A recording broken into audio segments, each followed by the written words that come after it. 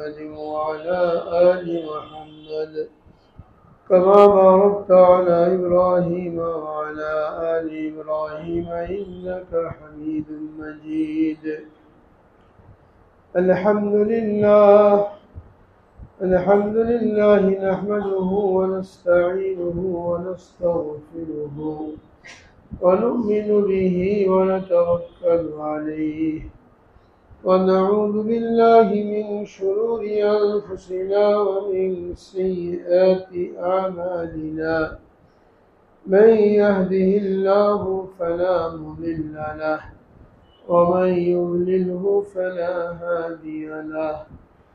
ونشهد أن لا إله إلا الله وحده لا شريك له ونشهد أن سيدنا وسندنا ومولانا محمدا عبده ورسوله صلى الله تعالى عليه وعلى آله وصحبه وبارك وسلم تسليما كثيرا. أما بعد قال الله تبارك وتعالى في كلامه المجيد والفرقان الحميد: ومن أحسن قولا ممن دعا إلى الله وعمل صالحا وقال إنني من المسلمين.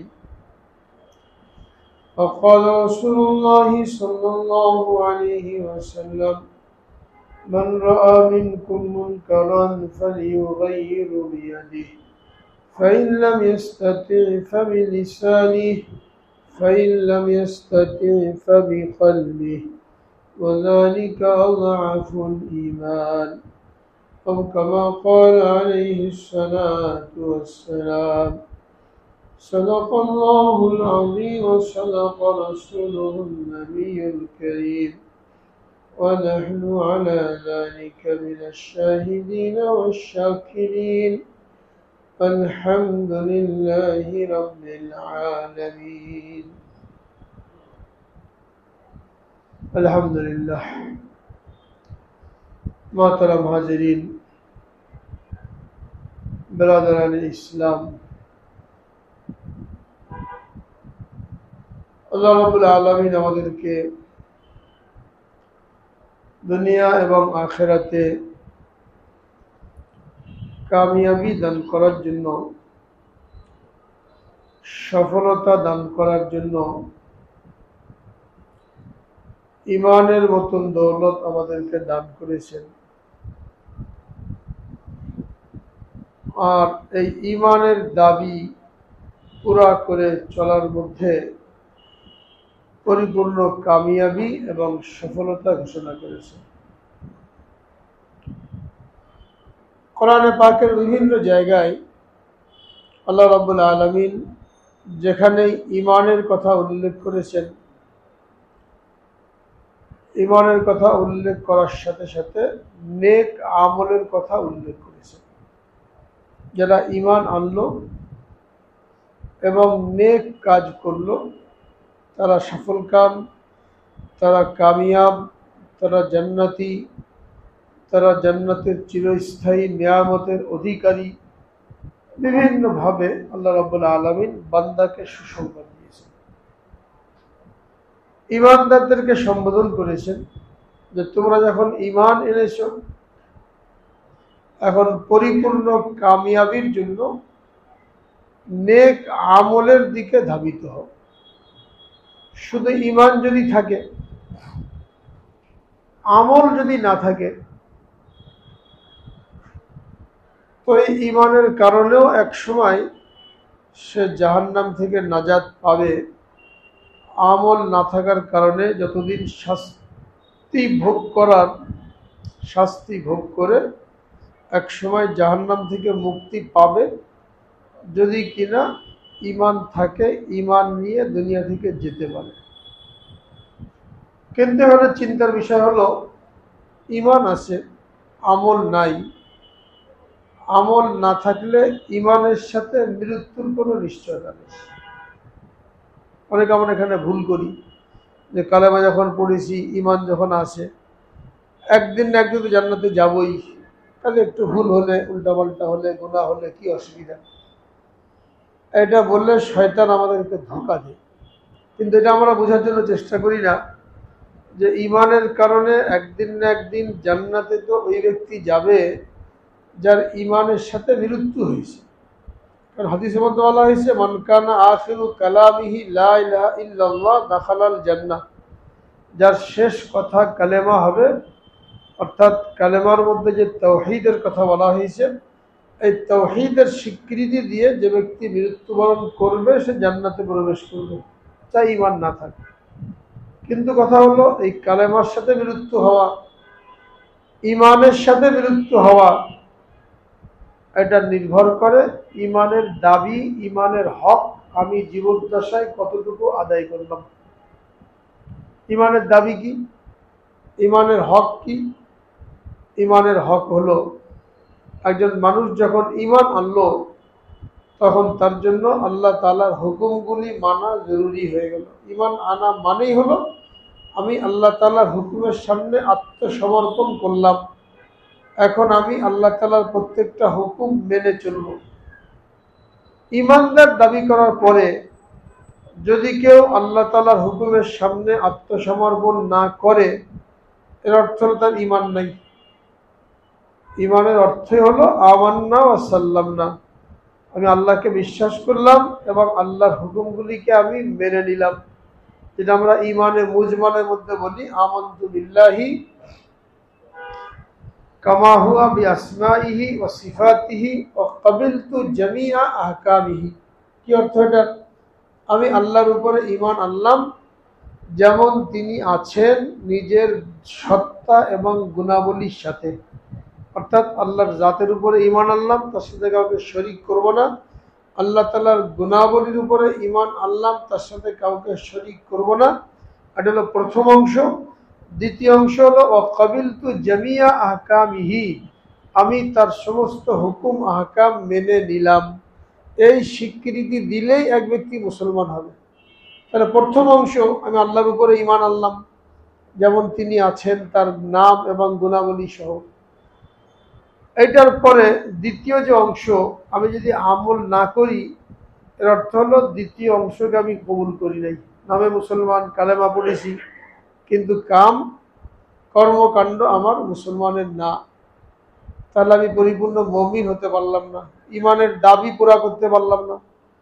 ইমানের দাবি যখন পুরা করতে পারলাম না, এখন এই ইমানের সাথে মৃত্যুর কোনো গ্যারান্টি নাই, কোনো নিশ্চয়তা নেই। যেটা উলামায়ে কেরাম উপমা দিয়ে আমাদেরকে বুঝিয়েছেন যে ইমান হলো একটা চেরাগের মতন। চেরাগের মধ্যে তেল থাকলে ওটা জ্বলে, যদি তেল না থাকে তাহলে জ্বলবে না।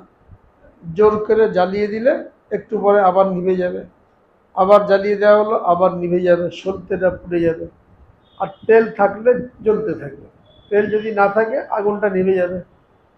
ইমান হলো চেরাগের মতন, আমলগুলি হলো তেলের মতন। তেল থাকবে তো ইমান জল জল করে জ্বলতে থাকবে, তার মধ্যে ইমানি স্পিরিট থাকবে, ইমানি জজবা থাকবে। আমল যদি না থাকে তাহলে তেল নিঃশেষ হয়ে যাওয়ার মতন, যেমন তেল নিঃশেষ হয়ে গেলে চেরাগটা নিভে যায়। আমল নাই, নামাজ নাই, রোজা নাই, ভালো কথা নাই, মিথ্যা থেকে বাঁচা নাই, তো কেমন যেন তার তেল শেষ হয়ে যাচ্ছে। তেল শেষ হয়ে গেলে যেমন চেরাগটা একসময় নিভে যায়, আমল থাকবে না, তো ইমানের চেরাগটা নিভে যাবে, অর্থাৎ মৃত্যুর সময় তার আর ইমানি মৃত্যু নসিব হবে না, কালেমার মৃত্যু নসিব হবে না। কারণ মৃত্যুর কষ্ট, মালাকুল মউতকে তার ভীষণ আকৃতিতে দর্শন করার ভয়াবহতা এত মারাত্মক যে আমলের লাইনে কোনো ব্যক্তি যদি মজবুত না হয়, শুধু ইমানের দাবি করার দ্বারা মৃত্যুর সময় তার মুখে কালেমা আসবে না। এটা আমরা দুনিয়াতেও দেখি, অনেক লোক মিথ্যা সাক্ষী দেওয়ার জন্য কোর্টে যায়, মুখস্থ করিয়ে শিখিয়ে পড়িয়ে নিয়ে যাওয়া হয়। যখন কোর্টে ওঠে, কাঠগড়ায় ওঠে, ম্যাজিস্ট্রেটের ধমক খায়, তো সব ভুলে যায়, যা শেখানো হয়েছে ভুলে গেছে। কারণ ওটা বাস্তব না, মিথ্যা একটা জিনিস মুখস্থ করে গেছে। ম্যাজিস্ট্রেটের সামনে ভুলে গেছে, উল্টাপাল্টা বকা শুরু করে দিয়েছে। তো দুনিয়াতে সামান্য এক ব্যক্তির সামনে যদি মানুষ তার শিখে যাওয়া জিনিসকে ভুলে যায়, তাহলে মালাকুল মউত যখন তার ভীষণ আকৃতি ধারণ করে কারোর সামনে আসবে, তত সহজ না যে আমার মুখ দিয়ে কালেমা বের হয়ে গেল।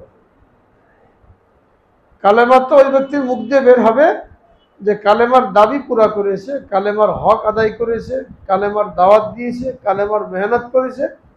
এই সবগুলি করলে তোর মুখ দিয়ে কালেমা আসবে। এই জন্য প্রত্যেকেরই নিজের ঈমান যাচাই করা দরকার, আমলের মুহাসাবা করা দরকার, যে আমি ওই পর্যায়ে পৌঁছছি কিনা, আমার আমলগুলো ওই দরজায় আছে কিনা, যে মালাকুল মউতকে দেখার পরেও আমার কালেমা পড়তে কোনো অসুবিধা হবে না। কবরের মধ্যে 3টা প্রশ্ন করা হবে। মুনকার নাকির। মুনকার নাকির কেন বলা হয়? ওনাদের নাম মুনকার নাকির না। মুনকার নাকির মানে হলো অপরিচিত, যাকে কেউ কখনো দেখে নাই, তারা অপরিচিত রূপ ধারণ করে আসবে। যারা দিনদার ইমানদার, তাদের সামনে তো ফেরেশতা আসবে সুন্দর যুবকের আকৃতি ধারণ করে, দেখলেই মনে হবে কতদিনের পরিচিত, কত পুরাতন বন্ধুত্ব। কিন্তু মুনকার নাকির এখানে কোনো বন্ধুত্ব নাই, একেবারেই অপরিচিত। অপরিচিত অবস্থায় হাতে জাহান্নামের আগুনের মুগুর থাকবে, শরীরের মধ্যে তাদের আলকাতরার পোশাক থাকবে, দুর্গন্ধ ছুটতে থাকবে, ভীষণ চেহারা আকৃতি ধারণ করে যখন কবরে আসবে। কবরে আসবে কিভাবে? যখন ঝড় ওঠে, ভীষণ আকারে ঝড় শুরু হয়েছে, শো শো শব্দ হতে থাকে, আগে থেকে সতর্ক করা হয়, টর্নেডোর আওয়াজ, ঘূর্ণিঝড়ের আওয়াজ মানুষের বুকে কাঁপুনি ধরিয়ে দেয়। যখন মুর্দাকে কবরের মধ্যে রেখে চলে আসা হবে, 40 কদম আসতে না আসতেই ওই কবরের মধ্যে ঝড়ের মতন শুরু হবে, ভূমিকম্পের মতন শুরু হবে। অনেক দূর থেকে ঝড় আসতে থাকলে যেমন তার আওয়াজে মানুষ আতঙ্কিত হয়ে ওঠে, কিংবা অন্ধকার রাতে ভীষণ আকৃতির কোনো বস্তু দেখে, ভূত কিংবা রাক্ষস জাতীয় কোনো কিছু দেখে যেমন মানুষ হার্টফেল করে, ওরকম ভীষণ আকৃতি ধারণ করে মাটি বিদীর্ণ করতে করতে, প্রকম্পিত করতে করতে তারা কবরের মধ্যে এসে হাজির হয়। এই সুরত দেখেই যারা দুনিয়াতে শুধু মুখেই কালেমা পড়েছে, অন্তরের মধ্যে ইমানকে বসায় নাই, আল্লাহ রসুলের তরিকা মতন চলে নাই, আল্লাহকে রব মেনে রবের হুকুম মতন জীবনযাপন করে নাই, দ্বীনে ইসলামের দাবিদার হয়ে ইসলামী তরিকা মতন জীবনযাপন করে নাই, মুনকার নাকিরের এই অবস্থা দেখে সেও সব ভুলে যাবে। হযরত ওমর ফারুক রাদিয়াল্লাহু তাআলা আনহু উনি নবীজিকে জিজ্ঞেস করেছিলেন, ইয়া রাসূলুল্লাহ, যখন মুনকার নাকির আসবে তখন কি আমার হুঁশ ঠিক থাকবে, সব কিছু কি মনে থাকবে? বললেন, হ্যাঁ, সব কিছুই মনে থাকবে। উনি যখন বললেন, তাহলে আমার কোনো ভয় নাই, আমি সব প্রশ্নের উত্তর দিয়ে দেবো। তো কতটা নিজের উপরে আস্থা থাকলে, আমলের মধ্যে কতটুকু মজবুত হলে এই কথা দাবি করা যায়? আমি আপনি কি এরকম দাবি করতে পারবো যে হ্যাঁ সব উত্তর দিয়ে দেবো? 3টা যে প্রশ্ন করা হবে, আমার রব্বুকা, আমার দীনুকা, আমার নবিয়ুকা, তোমার রব কে, কে তোমার প্রতিপালক? জীবনের প্রতিটি মুহূর্তে যদি রবের নিয়ামতকে স্মরণ করে রবের হুকুমের সামনে মাথা নত করে থাকি, রবের হুকুমকে জীবন বিধান হিসাবে গ্রহণ করে থাকি প্রতিটি মুহূর্তে, তখন সে বলতে পারবে রব্বি আল্লাহ, আল্লাহ আমার রব। কিন্তু আমরা যদি প্রত্যেকে চিন্তা করি, আমার জীবনের প্রতিটি কর্মকাণ্ড আল্লাহর হুকুম মতন কি পরিচালিত হয়? বিবাহ শাদী, ব্যবসা বাণিজ্য, চাকরি বাকরি, দেশ পরিচালনা, সংসার পরিচালনা, সমাজ পরিচালনা, এগুলো কি আল্লাহর হুকুম মতন হয়? অনেকে জানি না আমার জন্য কোন ক্ষেত্রে আল্লাহর কি হুকুম। আগে তো জানতে হবে আল্লাহর হুকুম কি। আল্লাহর হুকুম কি এটা জেনে মানতে হবে। আমার উপরে কখন আল্লাহ তাআলার কি হুকুম, এটা আমরা কয়জনে জানি? অনেকেই জানি না। এই মুহূর্তে কি হুকুম আমার উপরে, আল্লাহ কি চান আমার দিকে। মুসলমান নাম হলো বান্দার উপরে আল্লাহ তাআলার কখন কি হুকুম এটা জেনে রাসূল আকরাম সাল্লাল্লাহু আলাইহি ওয়াসাল্লামের তরিকা মতন এটাকে পুরা করা, এর নাম হলো মুসলমান। 24টা ঘন্টা আমার উপরে এখন আল্লাহর কি হুকুম, যে হুকুমটা আমার সামনে আসলো, এটা এখন আমি আল্লাহ রসুলের তরিকা মতন কীভাবে আদায় করবো? তো আল্লাহ হুকুমও জানি না। যদি আল্লাহ হুকুম জানিও আল্লাহ রসুলের তরিকা জানি না, এই কাজটা কিভাবে আমি করব? বিবাহ করা আল্লাহ তাআলার হুকুম, ফানকিহু মা তাবা লাকুম মিনান নিসাই মাসনা ওয়া সুলাসা ওয়া রুবা, আল্লাহর হুকুম। এই আল্লাহর হুকুমটাকে আল্লাহ রসুলের তরিকা মতো যদি পুরা করা হয় তাহলে বিবাহটা ইবাদত হবে। এখন আমরা নিজেরা বিবাহ শাদী করি, ছেলেমেয়ের বিবাহ শাদী দিই, যদি জিজ্ঞেস করা হয় রসুলের তরিকা কি বিবাহ শাদীর মধ্যে, কিভাবে বিবাহ শাদী দিলে, ছেলে মেয়ে দেখভাল করলে, অনুষ্ঠান করলে, কিভাবে করলে এটা আল্লাহর হুকুম মতন হবে, আল্লাহ রসুলের তরিকা মতন হবে, আমরা 99% লোক বলতে পারবো না যার মধ্যে আল্লাহ রসুলের তরিকা কি।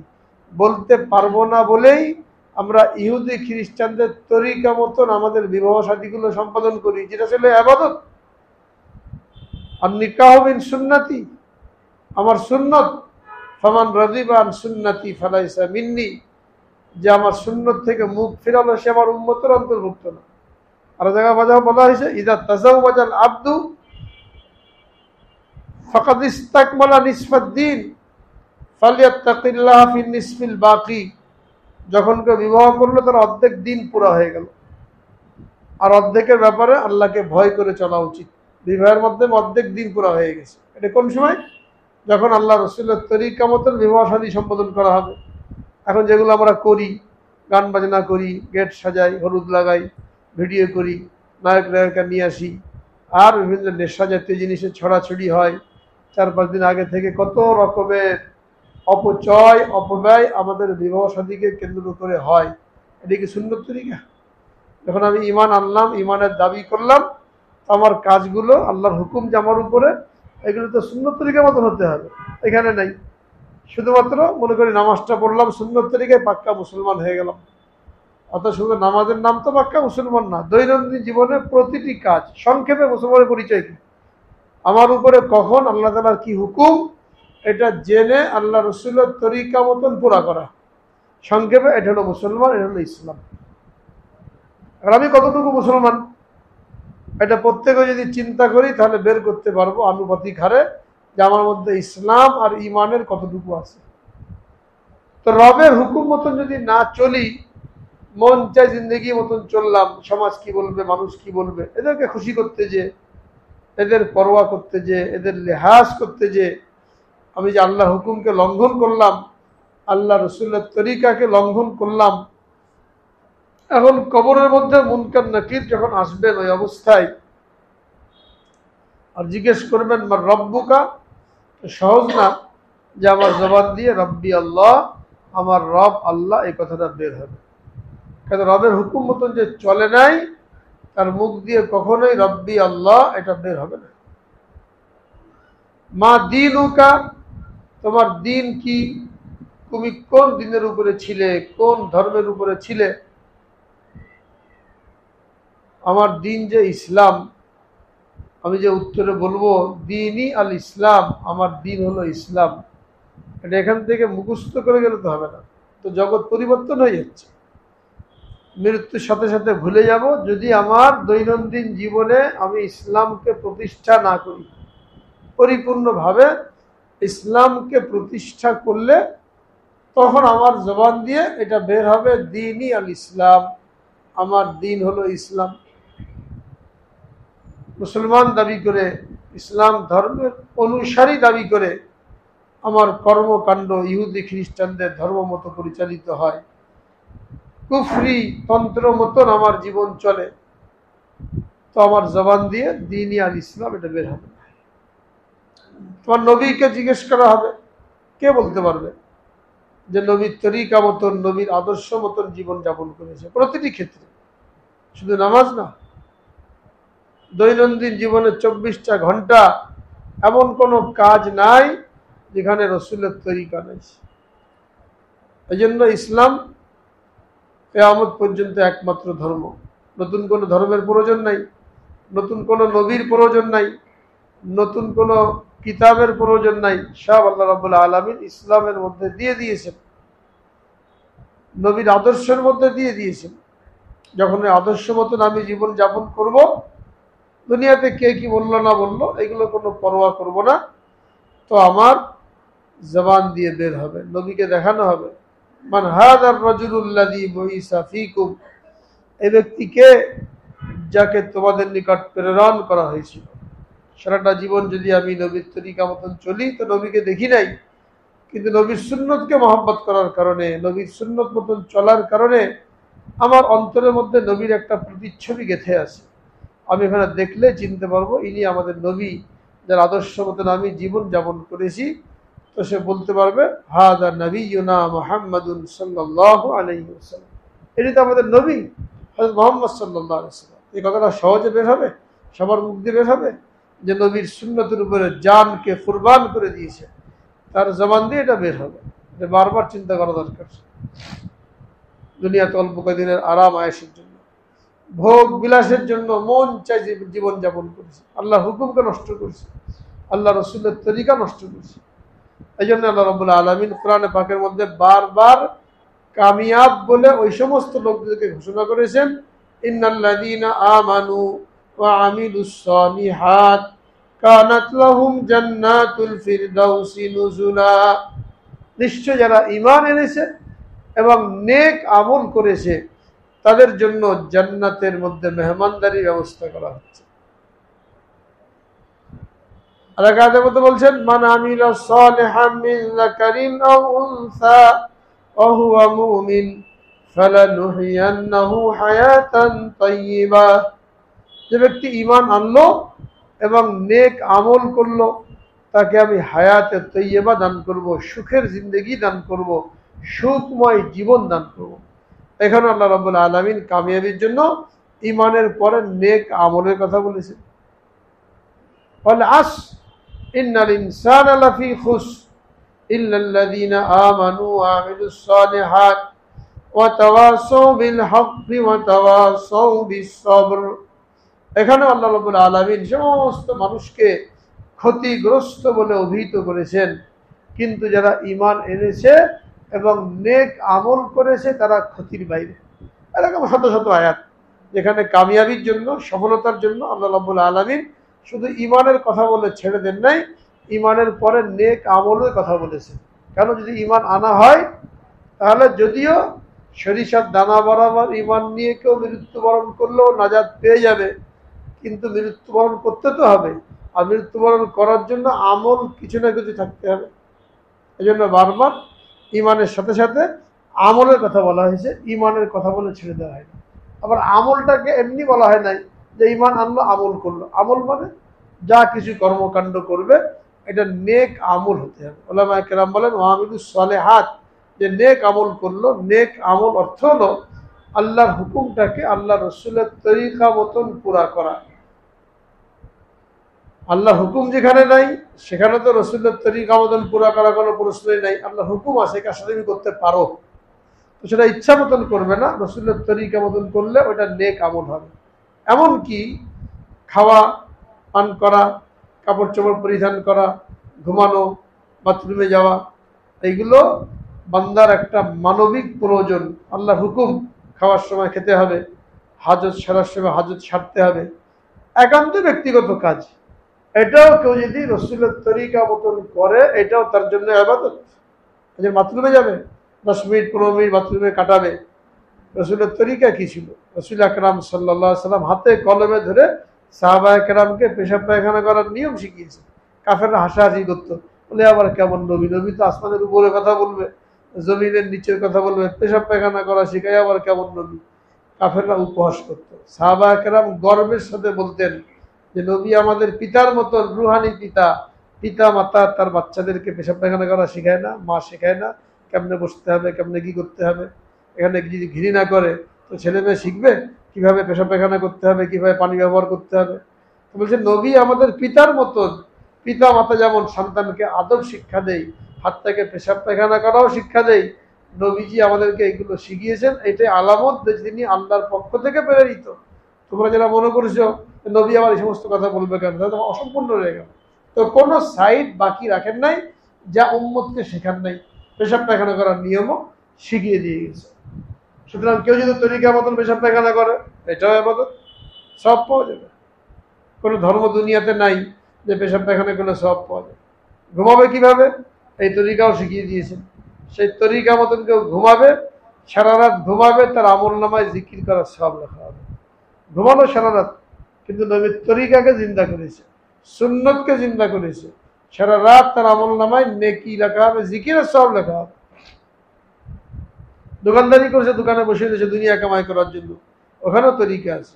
চাষবাস করেছে, ওখানেও তরিকা আছে। ব্যবসা বাণিজ্য করে, ওখানেও নিয়ম আছে। অফিস আদালতে যায়, ওখানেও তরিকা আছে। তালাশ করে নিতে হবে যে আমি এই কাজটা করি, এখানে আমার জন্য নবীর তরিকা কি। এই জন্য বলা হয়েছে তলাবুল ইলমি ফরিজাতুন আলা কুল্লি মুসলিম, প্রত্যেক মুসলমান নরনারীর উপরে এলেম অর্জন করা ফরজ। এই এলেম মানে সুদ খাওয়া, ঘুষ খাওয়া, এই সমস্ত এলেম না। লোকেরা এটাকে স্কুলের গেটের মধ্যে লিখে রাখে, প্রত্যেক নরনারীর জন্য বিদ্যা অর্জন করা ফরজ। অর্থাৎ স্কুলে এসে এই সুদ কেমনে খেতে হবে, চক্রবৃদ্ধি আকারে কেমনে সুদ নিতে হবে, কেমনে ঘুষ খেতে হবে, এগুলো শিক্ষা করা ফরজ। স্কুল কলেজের মনোগ্রামে এই হাদিসটা লিখে রাখার অর্থ হলো তারা বোঝাতে চাচ্ছে স্কুল কলেজের এই সুদ খাওয়া, ঘুষ খাওয়া, এইগুলো শেখা ফরজ। এখানে এলেম বলতে এটাকে বোঝানো হয় নাই। এলেম বলতে বোঝানো হয়েছে যে এলেম দ্বারা মানুষ তার রবকে চিনতে পারে, তার উপরে কখন তার রবের কি হুকুম, আর ওই হুকুমটাকে আল্লাহ রসুলের তরিকা মতন কিভাবে পুরা করবে, এলেম দ্বারা এইটাকে বোঝানো হয়েছে। ওই দুনিয়াবি বিদ্যা বোঝানো হয় নাই। ওই দুনিয়াবি বিদ্যা না শিখলেও একজন রিক্সাওয়ালা, একজন ঠেলাওয়ালা, সেও কামিয়াব হতে পারে।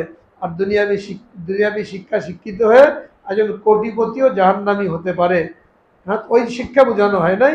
যে শিক্ষা মানুষকে তার রবের সাথে সম্পর্ক করিয়ে দেবে, যে শিক্ষা জাহান্নাম থেকে জান্নাতের পথে নিয়ে যাবে, ওইটাকে বলা হয় এলেম। এই জন্য এলেমের তর্জমা, এলেমের অনুবাদ বিদ্যা, এটা করাই ভুল। এলেমকে এলেমই বলতে হবে, এলেম অর্জন করা ফরজ। এলেমের কোনো তর্জমা নাই যে বিদ্যা, বিদ্যা আলাদা জিনিস, এলেম আলাদা জিনিস। এলেম বলা হয় যেটা ওহির মাধ্যমে আল্লাহ রাব্বুল আলামিন তার হাবিবের উপরে, নবীর উপরে নাজিল করেছেন, যার দ্বারা বান্দা তার রবকে চিনতে পারে এবং তার জীবনের কামিয়াবির পথকে খুঁজে নিতে পারে। এটাকে বলা হয় এলেম। এটা বলা হয়েছে তালাবুল ইলমি ফরিদাতুন আলা কুল্লি মুসলিম, প্রত্যেক মুসলমানের উপরে এলেম অর্জন করা ফরজ। অর্থাৎ যে যে কাজ করে ওই কাজের এলেম জানা তার জন্য ফরজ। যে চাকরি করবে, চাকরিটা কিভাবে করলে হালাল তরিকা মতন হবে, আমার কামাইটা হালাল হবে, এটা জানা ফরজ। যদি না জানে তো চাকরি করার পরেও তার বেতন হারাম হয়ে যেতে পারে। ব্যবসা করে ব্যবসায়ী, তার জন্য ব্যবসার মশলা জানা ফরজ, এলেম জানা ফরজ। যদি না জানে তো সামান্য সামান্য কারণে এই ব্যবসা করেও সে সুদের মধ্যে জড়িয়ে পড়তে পারে, হারামের মধ্যে জড়িয়ে পড়তে পারে। কৃষক কিভাবে চাষবাস করবে এটা না জানলে সেও হারামের মধ্যে জড়িয়ে পড়তে পারে। এবং এটা বাস্তব, যারা ব্যবসা করে যদি ভালো করে দেখা হয় তো অনেক হারামের মধ্যে লিপ্ত হয়ে হারামের মধ্যে তারা ব্যবসা করে যাচ্ছে। গ্রামের কৃষক হারামের মধ্যে লিপ্ত হয়ে চাষবাস করে যাচ্ছে, চাষাবাদ করে যাচ্ছে। এলেম জানা ফরজ। যেন বিবাহ করবে তার জন্য বিবাহ সম্পর্কিত এলেম জানা ফরজ। এলেম না জেনে বিবাহ করতে গেছে, এলেম না জেনে, মাসাইল না জেনে যদি বিবাহ করে অবস্থা কি হবে? আমাদের সমাজে যেটা হয়, কথায় কথায় তালাক দিয়ে দিচ্ছে, আবার তাকে নিয়ে ঘর সংসার করেছে। মনে করেন বললে কি হয়, কিছুই হবে না। কত লোক আছে কথায় কথায় স্ত্রীর সাথে সম্পর্ক ছিন্ন করছে, বাপ মা তুলে গালি দিচ্ছে, আর কত রকমের কথা বলছে। কোন কোন কথার দ্বারা বিবাহ নষ্ট হয়ে গেল, তালাক হয়ে গেল, এটা জানেও না। আবার তাকে নিয়ে ঘর সংসার করলো, সন্তান পয়দা হলো, অবৈধ সন্তান পয়দা হলো। এই সন্তানরা বড় হয়তো এই বাপ মাকে বৃদ্ধাশ্রমে রেখে আসবে, কেন? তো সহি না। বিবাহ করেছিল সহিভাবে, কিন্তু মাসাইল না জানার কারণে কথায় কথায় স্ত্রী হক নষ্ট করেছে, তালাক দিয়ে দিয়েছে, জানেও নাই যে এই কথার কারণে তালাক পড়ে গেছে। এরপর অবৈধ সম্পর্কে যে সন্তান পয়দা হয়েছে, এগুলো জারজ সন্তান হয়েছে, অবৈধ সন্তান হয়েছে, তালাশ করলে দেখা যাবে এ সমস্ত বৃদ্ধ বাপ মাকে বৃদ্ধাশ্রমে রেখে ছেলেপেলেরা বিয়ে বাচ্চা নিয়ে আনন্দ ফুর্তি করে বিদেশে পড়ে থাকে। যদি ইতিহাস তালাশ করা হয় এরকমই কিছু খুঁজে পাওয়া যাবে। তাদের জন্মে ঠিক ছিল না, সেইভাবে তারা দুনিয়াতে আসলে দোষকার ওই বাপ মার দোষ। এখন বৃদ্ধাশ্রমে বসে চোখের পানি ফেললে হবে না। মাসাইল জানা হয় নাই, ছেলে মেয়ের যে হক ছিল এই হকগুলোকে আদায় করা হয় নাই। ছেলে মেয়ে আমাদের কাছে আমানত, এদেরকে কিভাবে মানুষ করতে হবে, এদেরকে কি শিখাতে হবে, এদেরকে কি বানাবো, দিনদার বানাবো নাকি গাড়ি বাড়িওয়ালা বানাবো, এটা না জানার কারণে তারা যখন বাপ মার মুখে মুখে তর্ক করে, কষ্ট দেয়, তখন চোখের পানি ফেললে নিজেকে নিজে তিরস্কার করা উচিত যে মহব্বত করে মায়া করে আল্লাহর হুকুম থেকে দূরে রেখেছি, দিন থেকে দূরে রেখেছি, এখন আমাদের যেটা প্রাপ্য ওটা আমরা পেয়ে গেছি। আল্লাহ আমাকে হেফাজত করেন সবাইকে। এই জন্য সহি এলেম জানা, সহি এলেম জানলে তখনই কি হবে, আমাদের আমলগুলি সুন্নত তরিকা মতন হবে। যে কথা দিয়ে শুরু করেছিলাম যে আল্লাহ রাব্বুল আলামিন আমাদের কামিয়াবির জন্য দুটো জিনিসের শর্ত লাগিয়েছেন। একটা হলো ঈমান আনো, দ্বিতীয় হলো তোমার আমলগুলোকে সহি তরিকা মতন করো, সুন্নত তরিকা মতন করো, তাহলে তুমি কামিয়াব। তো ঈমানকে ঠিক করা, ঈমান হলো 7 জিনিসের নাম। আমানতু বিল্লাহি ওয়া মালাইকাতিহি ওয়া কুতুবিহি ওয়া রুসুলিহি ওয়াল ইয়াউমিল আখির ওয়াল কদরি খাইরিহি ওয়া শাররিহি মিনাল্লাহি তাআলা ওয়াল বাসি বাদাল মাউত। ঈমানে মুফাসসালের মধ্যে 7টা জিনিসের উপরে ঈমান আনতে বলা হয়েছে। এই 7টা জিনিসের উপরে পরিপূর্ণ বিশ্বাস স্থাপন করা, কোনো রকমের সন্দেহ সংশয় না থাকা, এটা হলো ঈমান। যখন ঈমান আনলাম, এখন আমার জন্য জরুরি হয়ে গেল কখন কি হুকুম এটা জেনে নবীজির তরিকা মতন আমল করা। তাহলে আমার পেশাব পায়খানা করা ইবাদত হবে, ঘুমানো ইবাদত হবে, খাওয়া পড়া ইবাদত হবে, বিবাহ শাদীও ইবাদত হবে। মোট কথা যে কাজে আমি করব ওইটা ইবাদত হয়ে যাবে। একজন মুসলমান যখন এই জিনিসের উপরে উঠে যাবে, আল্লাহ পাকের ঘোষণা অনুযায়ী সে হলো কামিয়াব। এটাকে আল্লাহ রাব্বুল আলামিন বলেছেন, মান আমিলা সালিহাম মিন যাকারিন আও উনসা ওয়া হুয়া মুমিন ফালানুহইয়ান্নাহু হায়াতান তাইয়্যিবা ওয়া লানাজজিয়ান্নাহুম আজরাহুম বিআহসানি মা কানু ইয়ামালুন। নারী কিংবা পুরুষ যেই হোক, কোনো বৈষম্য নাই। আমলের ক্ষেত্রে, সওয়াব পাওয়ার ক্ষেত্রে কোনো কমি বেশি নাই। যেই ঈমান আনলো, নারী হোক কিংবা পুরুষ হোক, যখন সে নেক আমল করবে, অর্থাৎ তার আমলগুলিকে সুন্নত মোতাবেক করবে, আমি তাকে সুখের জিন্দেগি দান করব, দুনিয়াতেও এবং আখিরাতেও। এবং সওয়াব হিসাবে তাকে সে যা করেছে তার চাইতে অনেক গুণ বেশি প্রতিদান তাকে আমি দান করব। তো আমাদের ঈমানের মধ্যে ত্রুটি, আমলের মধ্যে ত্রুটি, এই ত্রুটি চলতেই থাকে বিভিন্ন কাজের মধ্যে ব্যস্ততার কারণে। যেভাবে আমলগুলি করা দরকার, আমলে পাবন্দি করা দরকার, ঈমানকে মজবুত করা দরকার, এটা আমাদের হয়ে ওঠে না। আল্লাহ রাব্বুল আলামিন মেহেরবানি করে, দয়া করে আমাদের এই ভুল ত্রুটি কাটিয়ে ওঠার জন্য আমাদেরকে রমজান মাস দিয়েছেন এবং রমজান মাসের বিশেষ ফজিলত ঘোষণা করেছেন। 11টা মাস তোমার যে আমলের মধ্যে ত্রুটি হয়েছে, আমলের মধ্যে কোতাহি হয়েছে, এই রমজান মাসে ওটাকে কাটিয়ে ওঠে। আল্লাহ পাকের মেহেরবানিতে আল্লাহ তাআলা আমাদের হায়াতে বরকত দিয়েছেন, প্রায় রমজান পর্যন্ত পৌঁছে দিয়েছেন। পরশু রবিবার, এর পরের রবিবার থেকে রমজান ইনশাল্লাহ শুরু হবে, পহেলা রোজা হয়ে যাবে। আমাদের এখনো যাদের আমলের মধ্যে ত্রুটি আছে, ঈমানের মধ্যে কমতি আছে, আমরা সব কিছু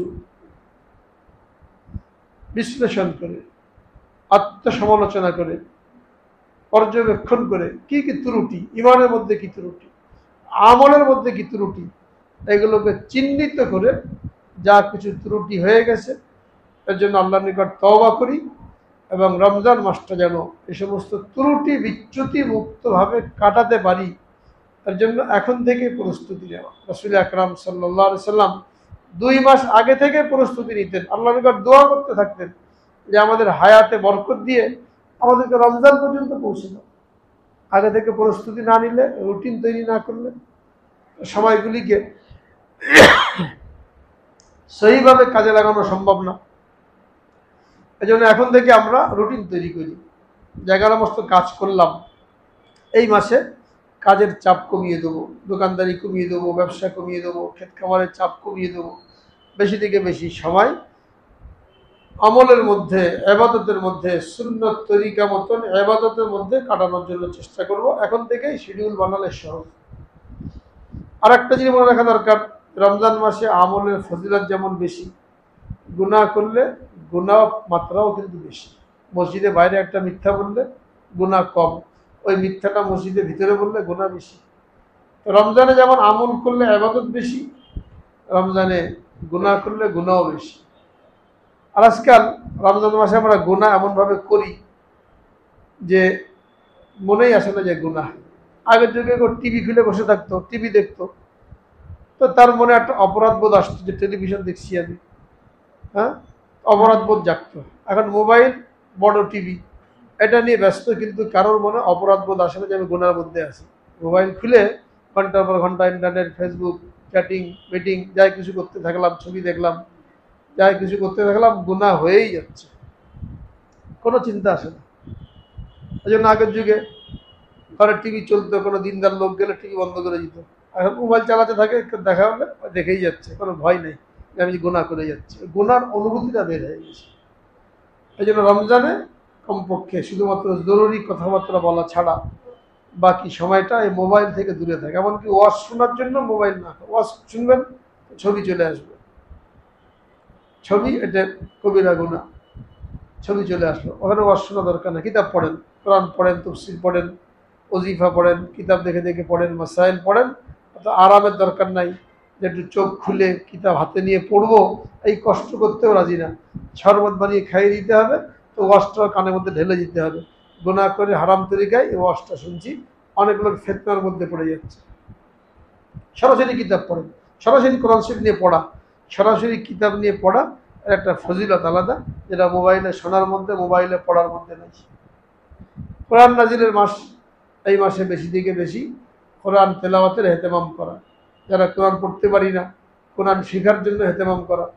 আল্লাহ পাকের মেহরবানিতে আমাদের এখানে রমজানের 1 তারিখ থেকে কোরআন শেখানোর জন্য সুব্যবস্থা নেওয়া হয়েছে। মসজিদে 25 দিন ব্যাপী কোরআনের ট্রেনিং চলবে। যারা পড়তে পারি তারাও শরীক হব, আসর থেকে ইফতারির আগ পর্যন্ত 1 ঘন্টা চলবে। যারা পড়তে পারি না তারাও যদি শরীক হয়, 1টা ঘন্টা আমি কোরআনের সাথে কাটালাম। এই রবিবারের পরের রবিবার পহেলা রোজা থেকে ইনশাল্লাহ ট্রেনিং শুরু হবে। আমরা এখন থেকে প্রস্তুতি নেব, সারাদিন কাজকাম শেষ করে আসরের আগেই সব কাজ থেকে ফারেক, নামাজ পড়ে এখানে বসে যাব।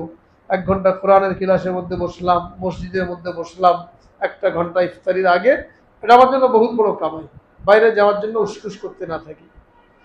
ইফতারি করানো বহুত বড় সওয়াবের কাজ। 1 ঢোক পানি, 1 ঢোক দুধ, এই দিয়ে কেউ যদি ইফতারি করায় তো রোজাদারের সমপরিমাণ সওয়াব থেকে দান করা হবে। আমাদের এখানে ইফতারি ব্যবস্থা থাকে, প্রতিদিন 50, 60, 70 জন পর্যন্ত ইফতারি করে, 4-5 হাজার টাকা দৈনিক খরচ হয়। এখানে আমরা মন খুলে শরীক হব এবং এই ইফতারির মধ্যে শরীক হওয়ার জন্য চেষ্টা করব। আমার একার জন্য তো আর 60 জনকে ইফতারি করানো সম্ভব না, কিন্তু এখানে আমি যদি দিয়ে দিই তাহলে এই সবটা পুরো পেয়ে যাচ্ছি।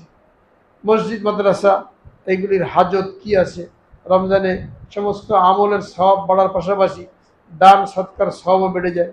মসজিদগুলিতে খরচ বেশি থাকে, রমজানে অনেক খরচ থাকে। ইমাম, মুয়াজ্জিন, খাদেম, তাদেরকে ডবল বেতন দেওয়া হয়, এসি চলে, অন্যান্য খরচপাতি থাকে। এজন্য মসজিদগুলিতে আমরা যে মসজিদে আসি, এখানকার যারা আসি, মন খুলে মসজিদের হাজতগুলি পুরা করার জন্য চেষ্টা করব।